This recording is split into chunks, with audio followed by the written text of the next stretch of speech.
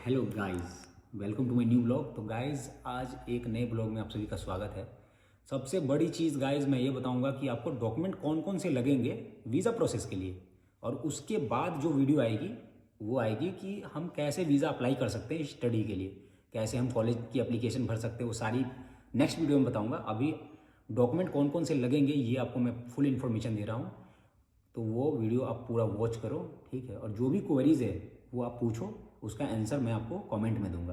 Document लगेंगे वो हम आपको बताते हैं। तो गाइस सबसे पहला जो डॉक्यूमेंट है वो है पासपोर्ट, जो कि आप सभी को पता है, जिससे हमारी नेशनलिटी प्रूव होती है, ठीक है। और कम से कम 6 मंथ वैलिड होना चाहिए, ठीक गाइस। और उसके बाद आपको एक वीज़ा एप्लीकेशन फॉर्म होगा जिसको फिल करना होगा, जो कि मैं आपको यहाँ पे दिखा दूंगा, ठीक है। तो बगल में मैं आपको दिखाऊंगा वीज़ा एप्लीकेशन फॉर्म कैसा होता है, कैसा दिखता है। आप ये जो स्क्रीन है इस पर आप देख पा रहे होंगे, ठीक है, वीज़ा एप्लीकेशन फॉर्म, ठीक है। और फिल कैसे करना है ये भी मैं आपको बता दूंगा, ठीक है। बट एक मैं सैंपल दे दूंगा, उससे आपको पता लग जाएगा, ठीक है। उसके बाद गाइज 2 बायोमेट्रिक्स फ़ोटो चाहिए, ठीक है। मतलब फ़ोटो चाहिए पासपोर्ट साइज़, ठीक, जो कि आपकी बायोमेट्रिक में यूज़ होगी, ठीक है गाइज। उसके आगे जो प्रोसेस होगा वो गाइज होगा यूनिवर्सिटी, ठीक है, एडमिशन लेटर। जब हम यूनिवर्सिटी में एडमिशन हम डालते हैं तो वहाँ से एक लेटर आता है जो कि ईमेल के थ्रू आएगा, तो आपको वो लेटर चाहिए होगा, ठीक है, जो कि वीएफएस में आप जब सबमिट करोगे तो सारी डॉक्यूमेंट करनी पड़ेगी। फिर गाइज अकोमोडेशन प्रूफ चाहिए, ठीक है, जो कि हॉस्टल का जो है जहाँ हम रह रहे हैं अभी हॉस्टल में, उसका रेंटल एग्रीमेंट होता है, वो भी चाहिए होता है। लेकिन वो एडवांस में आपको रिजर्वेशन करोगे ना तो एक वो एग्रीमेंट देते हैं, वो भी चाहिए होगा, ठीक है गाइज। उसके बाद आपको फाइनेंशियल प्रूफ चाहिए, जिससे आपके अकाउंट में फंड्स होंगे तो इनको लगेगा कि हाँ बच्चा जो है वो जेन्युइन है, तो आपका जो रिजेक्शन रेट है वो बहुत कम हो जाएगा। मतलब रिजेक्शन आपका होगा ही नहीं, ऐसा सोचो, ठीक है। उसके लिए आपको कम से कम बैंक में पर मंथ आप समझो आप 700 से 800 जो आपका यूरो है वो आपका इधर से उधर फ्लो होना चाहिए, ठीक है। अमाउंट कम से कम आपका होना चाहिए 8-9 लाख के आसपास।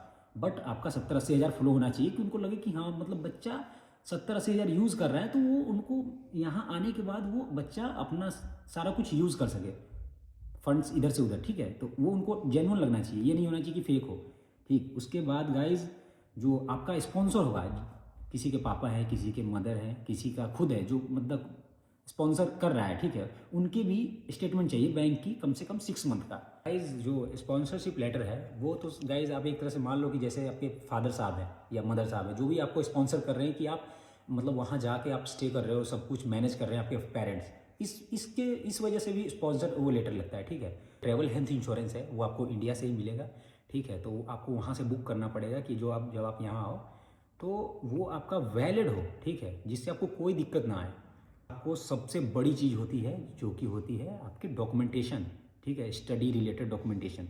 तो उसमें गाइज आपके आते हैं प्रीवियस सर्टिफिकेट्स, जो भी आपके 10th में 12th में जो भी सर्टिफिकेट, जो भी आपके मार्कशीट होंगे वो आपके लगेंगे। उसके मार्क्स वगैरह देखेंगे कि हाँ 60% है, एबव है कि नहीं, यही सब चेक करते हैं, ठीक है। उसके बाद गाइज आपको एक ट्रांसक्रिप्ट चाहिए होगा, ठीक है। वो ट्रांसक्रिप्ट आपको बनवाना होगा, मैं बता दूंगा ट्रांसक्रिप्ट कैसा होता है, जो कि आपको स्क्रीन पे दिखेगा। उसके बाद गाइज आपको एक होगा कि आपको इंग्लिश स्पीकिंग टेस्ट देना पड़ेगा, या तो आप कॉलेज से अपने कॉलेज से MOI ले लो, ठीक है, मीडियम ऑफ इंस्ट्रक्शन, या तो IELTS का पेपर दे दो। तो ये 3 चीज़ों में से कोई एक चीज़ कर दोगे तो आपका ना चांसेस ज़्यादा बढ़ जाता है, ठीक है। तो ये चीज़ है।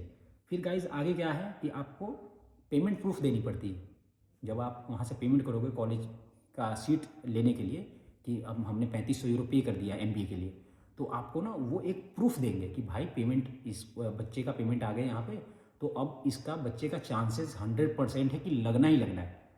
तो गाइज आगे आएगा कवर लेटर। कवर लेटर बता दूंगा आपको स्क्रीन पे कैसा होता है, तो उस हिसाब से कवर लेटर का सैंपल भी दे दूंगा, वो देख लेना। और गाइज आगे पता ही आपको PCC लगता है, ठीक है, जो कि इंडिया में ही कराना पड़ेगा आपको।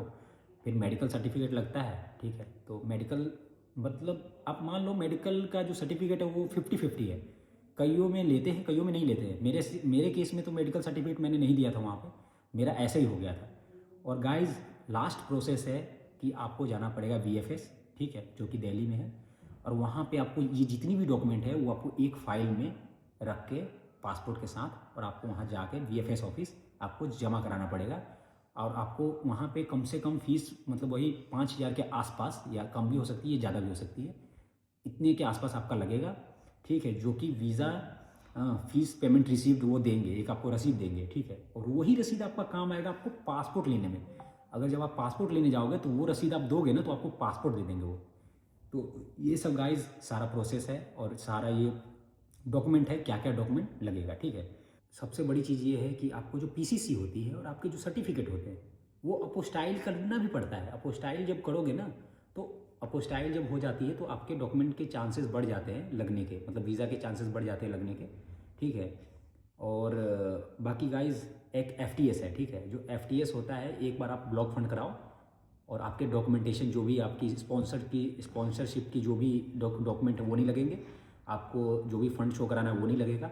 मतलब आपके जितने भी डॉक्यूमेंट हैं उसमें से आधे डॉक्यूमेंट आपके ख़त्म हो जाते हैं, ठीक है। तो ये फ़ायदा है। बट इसमें एक आपको नुकसान भी है कि आप 8 लाख 9 लाख रुपए एक बार डाल रहे हो और आपको 800 यूरो पर मंथ आपको मिलेगा। मतलब जब आपकी स्टडी कंप्लीट होगी तब आपको पैसा मिलेगा, तो ये नुकसान है। और फंड शो करा के आने में फ़ायदा ये है कि ये फंड आपके पास ही रहेगा, ठीक है। लेकिन उसमें वीज़ा के चांसेस थोड़े से कम रहते हैं, मतलब इतने भी कम नहीं रहते, लेकिन मतलब ये है कि आपके 50-80 रहते हैं, इतना है। तो उस हिसाब से गाइज मैं तो बोलूँगा कि आप फंड शो करा के आओ, जिससे आपके पैसे भी बचेंगे। एकदम से पैसा यहाँ दोगे फिर 800 पर मंथ मिलेंगे, आपको लगेगा क्या यार ये गलत हो गया। तो ध्यान रखो इस चीज़ का, ठीक है। और सबसे बड़ी चीज़ ये, इंटरनेशनल डेबिट कार्ड और फॉरेक्स कार्ड लेके आओ, क्योंकि गाइज आप जब यहाँ आओगे ना, आपको यहाँ पे कुछ नहीं खुलने वाला, कोई बैंक अकाउंट नहीं। सबसे पहले आप आओगे, फॉरेक्स कार्ड लेके आओगे, अपना ऐड करोगे पैसा, फिर आप उसको यूज़ करोगे, ठीक है गाइज। तो यही सब चीज़ें हैं गाइज जो मैं आपको बताना चाहता था। हाँ, और एक बात और, जिनका गैप है, जिनका स्टडी में गैप है, वो अपना वर्क एक्सपीरियंस लेटर जरूर बनवाए, क्योंकि सबसे मेन होता है कि आपको वर्क जब आप बनवाओगे एक्सपीरियंस लेटर, तो वो आपका जो वर्क है ना शो करेगा कि हाँ मतलब ये बेल्ले तो नहीं बैठा था, मतलब बिना कोई काम का तो नहीं था, 2 साल 3 साल जो भी था, तो वो आपका बेनिफिट है।